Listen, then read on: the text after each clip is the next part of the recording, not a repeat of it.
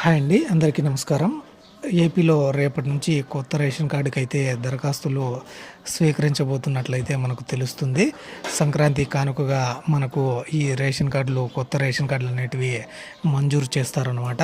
అలాగే దీనికి సంబంధించి ఇప్పటికే మార్గదర్శకాలు కూడా అన్ని జిల్లాల కలెక్టర్లకైతే అందించినట్టు సమాచారం.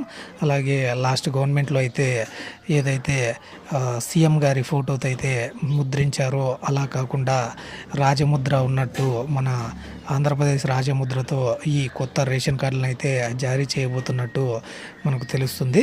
అలాగే 1,50,000 కొత్త రేషన్ కార్డులు అయితే ఇవ్వనున్నట్లయితే మనకు తెలుస్తుందనమాట. అలాగే దానికి సంబంధించి గైడ్లైన్స్ ఏంటివి అనేది మనకు దగ్గరలోనే తెలిసే ఛాన్స్ ఉంది.